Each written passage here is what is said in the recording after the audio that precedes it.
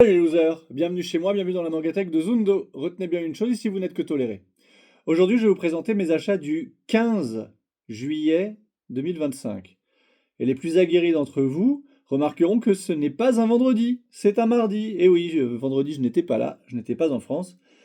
Et là, étant toujours en vacances, j'ai pu me procurer les titres de la semaine dernière. Alors, on commence avec ces 3 volumes, tome 2, 3, 4 de Chasse aux cadavres de Ozui Yamazaki. C'est une série en 4 tomes de l'auteur de Kurosagi Livraison de cadavres, que je n'ai pas encore lu, mais mon libraire et certains d'entre vous m'ont dit tellement de bien que je me suis dit qu'il fallait absolument que j'ai toute la série parce que quand je commencerai le 1, j'aurai sûrement envie de lire la suite. Voilà. Donc, on en parle prochainement. Peut-être que je les lirai fin juillet. Comme ça fera partie du bilan. Et nous verrons ce que cela donnera. Un manga qui est peut-être le dernier, le tome 6 du Dragon, sous le croissant de lune, de Kenichiro Nagao. Est-ce le dernier? Ah non, à suivre dans le volume 7, pardon. Qui a un peu plus de 6 volumes. C'est un manga que je n'ai jamais lu, mais comme tous les petits volumes, au Lézard Noir, je prends. D'ailleurs, c'est pas vrai, le truc du piment, là, je l'ai pas pris. Mais sinon, non, c'est un titre que j'avais envie de prendre. Après, bon, j'ai pas encore trouvé le temps de le lire, mais bon, on en parlera quand je le lirai. Un manga sur lequel je suis à jour, c'est Yureville Past de Takashi Sano, volume 12. D'ailleurs, mon volume 12 est pas beau du tout, il est un petit peu abîmé. Je verrai si je le fais changer. Bon, Yureville Past, on va pas en reparler une énième fois, hein. C'est un manga plutôt violent, pas mal de cruauté sur... hein. C'est pas mal de tortures physiques et psychologiques qu'un gamin et sa bande faisaient subir à d'autres dans leur enfance. Et puis le gamin a grandi, il est devenu amnésique, il a changé potentiellement de personnalité si tant est que ce soit possible. Ensuite, tout lui est revenu en mémoire. Et ça, c'est pour la première partie du manga. D'ailleurs, je pense les 7 premiers volumes sur 14. Et maintenant, il est plus grand et on a plutôt affaire à une histoire d'inspecteur tueur en série. Ça a dévié, ça reste cool, ça se lit bien. Un manga sur lequel je n'ai pas du tout encore, enfin, je suis pas, absolument pas à jour. J'ai essayé de commencer le tome 1, mais j'avais rebroussé chemin assez vite. C'est Mes sans compte mortels, aux éditions Akata What the Fuck de Anji Matono. J'ai tous les What the Fuck, donc c'est pour ça que j'ai Mes sans compte mortels. Comme vous l'aurez compris, il y a 10 chapitres par tome, 10 tomes, ça fait 100 comptes. Je pense que ça doit bien se lire, mais il faudrait que je m'y mette, hein. De toute façon, j'ai tellement de trucs à lire, j'ai tellement de retard partout, que c'est compliqué. Un manga, par contre, sur lequel je suis à jour, alors bon, c'est facile, il n'y a qu'un tome, enfin, là, il y a le tome 2, c'est la fin du système, de Shinobu Kaitani et Takeshi Natsuhara. C'est le même scénariste que sur Liar Game. Voilà. Mais bon, c'est aussi le même dessinateur. Non, mais en fait, voilà, c'est le même auteur. C'est juste que c'est d'après l'œuvre originale de Natsuhara. Mais sinon, c'est le même auteur globalement. Donc, on retrouve les traits de Liar Game que moi, j'adore. Ça nous parle d'un professeur d'économie. Ouais, je crois que c'est ça, hein, qui a inventé le camorisme, parce que lui s'appelle le Camo, qui permet de mieux appréhender l'économie, voilà. Et un peu comme dans l'Air Game, on a affaire à des jeux de dupes. Lui, en l'occurrence, il arnaque des arnaqueurs, tout simplement. Et il est très extravagant. Et tout ça est suivi par cette nana, qui est une de ses élèves, qui est un peu naïve, mais qui va lui permet d'avoir comment dire, une certaine conscience morale au titre. Où ça, il y a toujours... Quand il y a un personnage avec un rôle important, mais qui est totalement loufoque, si on veut pas que ce soit un manga trop barré, bah, il faut une personne stable, entre guillemets, à côté. En l'occurrence, là, en plus, une nana. Donc, ça donne ça donne un vrai ton au titre. Donc, c'est vraiment bien foutu, c'est vraiment bien pensé. Moi, j'ai adoré le tome 1. À voir ce que donnera le tome 2. Alors là, vous allez vous marrer. Attention. Tadam! Deux fois le tome 10 de Deep Tree. Mitsuhiro Mizuno Ryosuke Tobimatsu, édition Mangetsu. Pourquoi deux fois le tome 10? Bah parce qu'on s'est gouré avec mon libraire. Il m'en avait réservé un et j'en avais pris un. Voilà, je suis pas du tout à jour sur Deep Tree. Je crois que j'ai lu les 5 premiers. Il va falloir que je me rattrape. Manga de basket plutôt sympa sur le fils de Kobe Bryant, enfin du personnage qui symbolise Kobe Bryant dans le manga, qu'il n'a pas reconnu, qu'il a eu avec une caucasienne, d'où le fait qu'il soit métis, japonais, non une japonaise même, enfin ouais, si tant est qu'on puisse parler de caucasien pour les japonais, non je ne crois pas, donc une asiatique. Donc son père est afro-américain, sa mère est asiatique, et il décide de partir étudier aux États-Unis, d'intégrer un club de basket. Mais dans mon souvenir, tout n'est pas rose en fait. On lui met un peu des bâtons dans les roues. Enfin, on lui facilite pas la tâche en tout cas. Donc, ouais, mais j'ai bien envie de me le relire. J'ai bien envie de me le relire. Un autre Mangetsu, The Lost Signal and Discommunication, Maruei Rokudai. Pas lu. Pas lu encore. Ça a l'air sympa, mais pas lu encore. Un autre Mangetsu, Ron Kamonohashi, Akira Amano. Ça c'est pareil, j'en suis peut-être au tome 7-8, j'ai un peu décroché. C'est des histoires d'enquête, un peu à l'instar d'un détective Conan. Je suis pas à jour parce que ouais, ça m'a un petit peu gonflé au bout d'un moment. Mais là, la fin a été annoncée, ça fera 17 volumes si je ne m'abuse. Donc ça donne envie, d'essayer de le terminer. Un autre lézard noir sur lequel je ne suis pas à jour, c'est la cuisine du Tengu de Ai Tanaka. Ouais,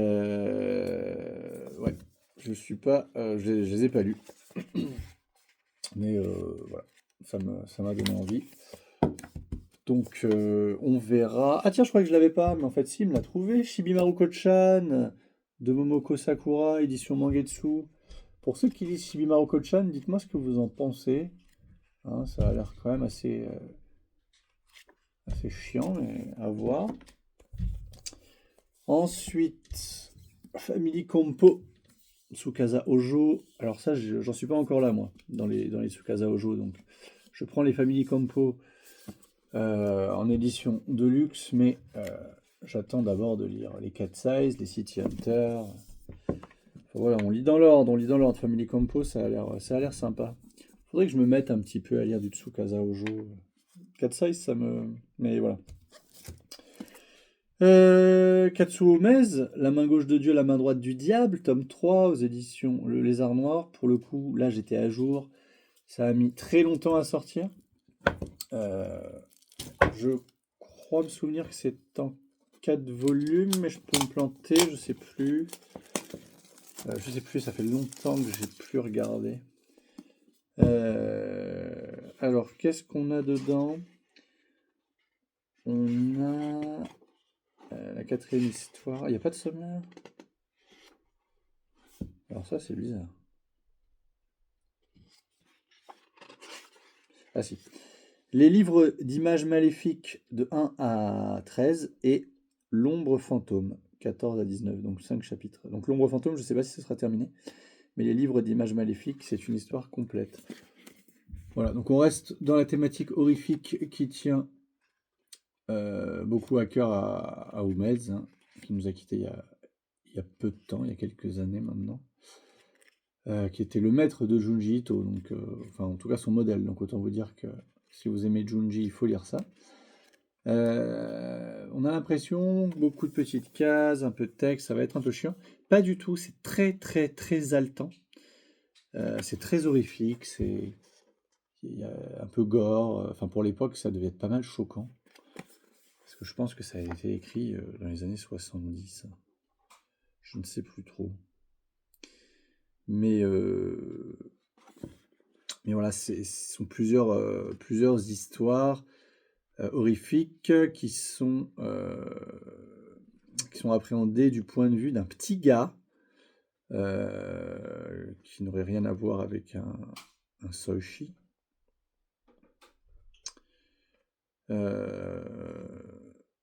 Et à qui, voilà, il arrive des trucs à sa sœur, parfois à ses parents. Et puis il est toujours là à gueuler, à s'enfuir, à courir. Ouais, vous voyez, il est là, avec son petit cartable. Il doit avoir 6-7 ans, quoi. Mais voilà. Sympathique, ça. Voilà, ça, je vais le lire prochainement parce que j'aime beaucoup. Et en plus, j'aime beaucoup le travail, la finition lézard noir, le fait qu'il n'y ait pas de jaquette, le fait que ce soit pas en dur, mais c'est bien foutu. Plus la tranche, là, le dos du livre. C'est vraiment bien. Donc, voilà. Voilà.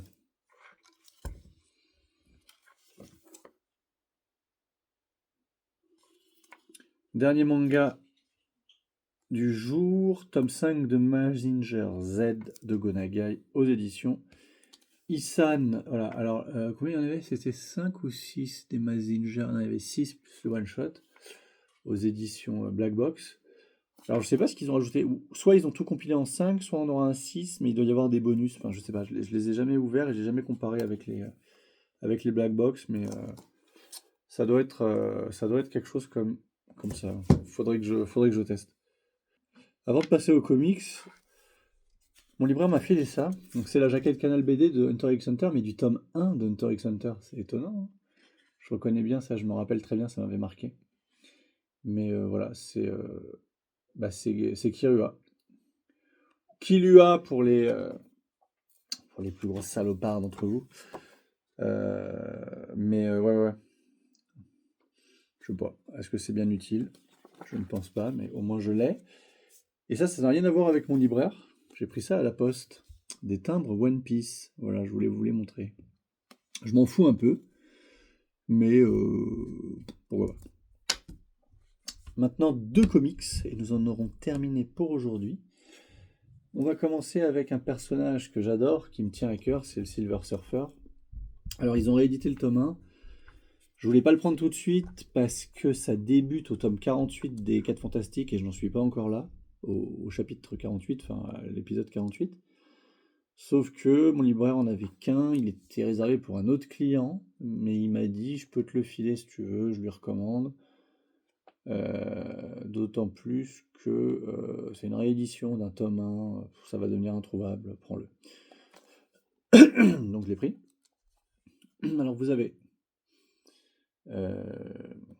les épisodes 48, 49 et 50 de la première série Fantastic Four de 61. Vous avez l'annual Fantastic Four 5, donc de 65, hein, normalement. Non, de 66. De 66, bien sûr. Oui, parce que Fantastic Four s'est sorti en 61, mais en novembre, donc il n'y a pas eu d'annual en 61. Donc 62, 63, 64, 65, 66. Et ouais. Il y a un annual par an pour ceux qui se posent la question, qui n'écoutent pas dans le fond. Hein, bande de blaireaux. Et ensuite, on a les épisodes 1 à 6 de la série Silver Surfer de 1968, qui est la première série Silver Surfer. Il y a eu plusieurs séries Silver Surfer. La première, elle a duré, je ne sais plus, peut-être une vingtaine de numéros. Alors, attendez, avant de vous dire ça, je vous explique déjà pourquoi vous avez l'épisode 48 des Fantastic Four qui se termine comme ça. C'est la seule fois qu'on verra Galactus de ces couleurs-là, c'est bizarre. Parce qu'en fait, le 48, c'est l'arrivée de Galactus. Vous voyez, il est violet. Donc, le héros AUT de Galactus, c'est Norinrad, le Silver Surfer, et pas Chalabal, comme vous verrez dans le film dans quelques jours, qui est en fait plus ou moins son amoureuse. Mais à la base, si on veut introduire le Silver Surfer dans une œuvre, de la manière dont il est introduit dans le 48, il faut mettre Norinrad. Donc pour moi, ça n'avait pas de sens. Bref. Voilà, donc là, la partie sur l'introduction de Galactus, elle dure ces 3 volumes-là. Le 48, 49 et 50. Ce qui est une évolution, hein, parce que au départ, dans ces comics-là des années 60, on avait souvent des histoires en un seul épisode. Là, 3 épisodes, c'est bien. L'annual, c'est qui parle du Silver. Et ensuite, le Silver, donc en 68, un petit peu après, il a eu le droit à sa propre saga, qui a duré, je ne sais plus, peut-être une vingtaine de numéros. Ensuite, ils sont passés à la 2, qui n'a duré qu'un seul numéro. Ne me demandez pas pourquoi, je ne l'ai pas lu. Elle est trouvable. Elle est trouvable, hein. Et ensuite, vous avez la 3, qui est en cours de parution là, dans les intégrales. La 3 qui a duré peut-être une bonne centaine de numéros. Actuellement, je crois qu'on en est peut-être à l'épisode 30-35. Mais moi, j'ai lu plus loin, puisque j'ai lu l'omnibus sur Thanos, qui s'appelle Le Gant de l'Infini, qui reprend les épisodes du Silver Surfer aux alentours des 50-60. Un peu avant 50, et voilà, jusqu'aux 60, je crois. Donc, en fait, on est avancé grâce à cet omnibus-là. À savoir qu'ensuite, il y a eu d'autres séries Silver Surfer. Et les dernières séries en date, c'est les séries dessinées par Michael Red et colorisées par sa femme, Laura, je crois, et l'auteur, je ne sais plus. Il y avait la série 2014 et la série 2016, mais qui sont vraiment une suite l'une de l'autre, qui sont en 12-13 épisodes chacune, et qui doivent être la 6 et la 7 ou la 7 et la 8. Voilà. C'est un peu compliqué hein, de suivre les comics. Il pourrait y avoir des numérotations fixes, mais ils repartent avec tout le temps de zéro, et parfois vous avez la petite numérotation d'origine, notamment quand ça va faire le 900 de Spider-Man par exemple. On aura le 1000 de Spider-Man dans quelques mois, années, et bien sûr ils mettront le 1000 alors que c'est peut-être la 10e série ou plus Spider-Man quoi. Mais bon bref. Voilà, je digresse. En tout cas, moi je suis content parce que je commence à bien appréhender l'univers des comics et l'univers Marvel et je commence à très bien comprendre comment ça fonctionne. Mais je me dis aussi que c'est très compliqué de tout lire, de tout rattraper. Vous avez quand même plus de 60 ans d'histoire, c'est chaud. Alors je n'envie même pas ceux qui font en plus d'ici. Pour ma part, c'est juste Marvel pour l'instant. Spawn, vous savez, mais ça, Spawn, ça se rattrape bien. Hein. Spawn, dans quelques mois, j'ai terminé. Et après, des séries relativement courtes. Enfin, vous avez vu Transformers, je suis à jour. Tortue Ninja, facile. Invincible, il n'y a que quelques intégrales. Enfin, c'est facile. Quelques spin-offs. Mais bref, on en reparlera. Et j'ai pris aussi une autre intégrale. Alors celle-là, on reste un peu dans le thème, enfin même totalement dans le thème des 4 Fantastiques, puisque c'est la Torche Humaine, The Human Torch. Alors celle-là, je l'ai prise parce que c'est un tome 1, c'est une première, et puis parce qu'elle sera courte. Alors, en fait, la Torche Humaine, donc c'est 62-64. Alors vous savez que la Torche Humaine, elle a eu une première itération dans les années 30, 38 par là, quand il y avait Namor, la Torche, Khazar, Captain America, vous aviez peu de personnages à cette époque-là chez Timely Comics. Après, quand c'est devenu Marvel, quand ils ont pris, donc ils ont totalement changé leur manière de faire à partir de 61, et du coup, ils ont introduit tout ce qu'on pourrait appeler le MC, enfin, pas le MC, mais le MLU, le Marvel Literature Universe, si j'ose dire. Bref, ils ont commencé à inventer ça et ils ont lâché à côté de ça les séries horrifiques, donc les Dracula, les séries de western, tout ça. Donc ils ont introduit et n'ont plus continué que sur des super-héros. Là, si vous voulez, Human Torch n'a pas eu sa propre série. Elle a été publiée dans le comics, le pulp, le comics qu'on appelait Strange Tales, qui date de 1951. Donc si vous m'avez suivi, 1951, on n'était pas encore dans l'ère des super-héros. Puisqu'il y avait la Torche Humaine, Khazar, Namor, mais c'était quelques petits héros comme ça qui pouvaient de temps en temps se côtoyer, et America. Mais on n'était pas du tout encore sur la globalité que ça allait devenir. Donc c'était un peu de super-héros, un peu de western, un peu de romance, un peu d'horreur. Donc dans Strange Tales, vous pouviez trouver un peu de tout ça. Et à partir du numéro 101, à croire que ça a été fait exprès, ils ont introduit des petites histoires de la torche humaine. Sachant que par exemple, quelques temps avant, ils avaient introduit le Docteur Strange. Docteur Strange, je crois qu'ils l'ont introduit au 97 ou 99, donc c'était vraiment juste avant. Ils ont introduit d'autres personnages qu'on a retrouvés en tant que méchants dans certaines, avec Doctor Strange notamment, mais qui vous diront probablement pas grand-chose. Alors, en fait, de ce que je comprends, Strange Tales, ça devait être divisé en deux parties. Ça devait être deux séries de 13 pages pour donc un comics de 26 pages. Et donc, les épisodes de La Torche Humaine font 13 pages. D'accord? Donc, vous retrouvez exactement du Jack Kirby et d'une Stan Lee, hein, parce que c'est pareil. Hein. C'est bien Kirby qui dessine toujours. Torche Humaine, un peu de 4 Fantastiques de temps en temps, mais là, c'est vraiment centré sur La Torche Humaine. Et vous avez quand même 17 épisodes, donc du 101 au 117. Et aussi le Strange Tales Annual, tome 2, sachant que du coup, ils ont commencé les annuals en 62, de ce que je comprends. Avant, ils ne devaient pas en faire. Voilà. Donc là, ils ont commencé, ils avaient dû faire le premier annual en 62 et le deuxième, donc, date de 63. Les épisodes vont jusqu'à 64. Donc 17 épisodes, et de ce que j'ai compris, il y en a un peu plus que ça. Il y en a peut-être une trentaine. Donc, on devrait avoir une deuxième intégrale. Voilà. Et après, je crois qu'ils ont continué Strange Tales, mais ils ont remplacé la Torche Humaine par quelqu'un d'autre. Oui. Donc, voilà. Et puis la Torche Humaine a tout simplement cessé d'exister en solo pour continuer à exister avec les 4 Fantastiques. Est-ce qu'elle avait bien besoin d'histoire en solo?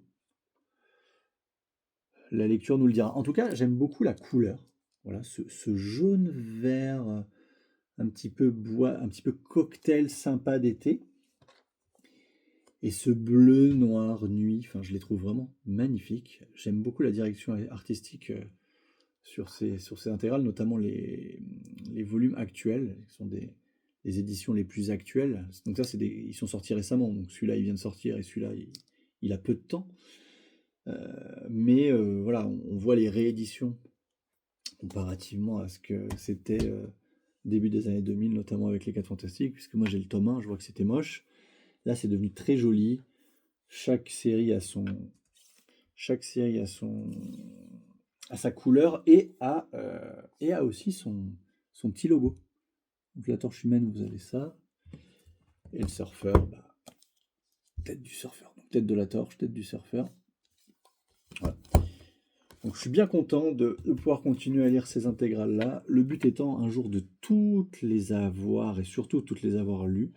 Là, en l'occurrence, le but n'est pas d'amasser pour amasser, mais il faut vraiment que je lise. Mais voilà, on en a pour des années et des années. Je le sais très bien, notamment parce que ce genre de comics, c'est très long à lire. Il y a beaucoup de textes, beaucoup de descriptions. Là où, par exemple, un tome d'Ultimate, quel que soit Ultimate Spider-Man, X-Men, 4 Fantastiques ou Ultimates, ça se lit très vite. Parce qu'il y a moins de texte, il y a moins de cases sur une même page, les dessins sont plus grands, il y a plus d'action, c'est plus rythmé. On est dans un langage qui n'est plus du tout celui de Geneviève Coulon. Donc, on a un langage jeune, quoi, un langage des années 2000. Est-ce que c'est Geneviève ici? Voyons voir. Oh putain, Laurence Bélingard, Geneviève Coulon. Et là, et là. Oh, c'est Laurent Lager. Super. Enfin, je dis super. En tout cas, c'est pas Geneviève Coulon. D'ailleurs, mea culpa, j'avais émis l'hypothèse suivante, savoir que dans une précédente vidéo, que Geneviève Coulon était probablement décédée. J'ai fait mes recherches, je crois qu'elle n'est pas décédée. Elle est âgée, certes, mais elle n'est pas décédée. Donc, mea culpa, je déteste, je déteste avoir fait ça. Je n'aime pas enterrer les gens qui ne sont pas décédés. Voilà. Sachez que je n'ai rien contre Geneviève Coulon, hein, c'est probablement une personne super. J'ai regardé tout ce qu'elle a traduit, elle a beaucoup œuvré dans le domaine du comics, et merci à elle. Mais aujourd'hui, on est en droit de demander à Panini une nouvelle traduction pour tout ce que Geneviève Coulon a traduit, comme ça a été fait par exemple sur Dragon Ball. Vous avez les premiers Dragon Ball qui nous ont permis d'avoir Dragon Ball en France, et merci. Mais aujourd'hui, vous lisez la première édition de Dragon Ball, c'est catastrophique. Enfin, rien n'est traduit correctement. Voilà, je pense que plusieurs d'entre vous ont les premières éditions de Dragon Ball et la Perfect, ou les Deluxe actuels, les collectors, bref, je sais pas comment on appelle ça. Moi j'ai celle en 34 volumes là.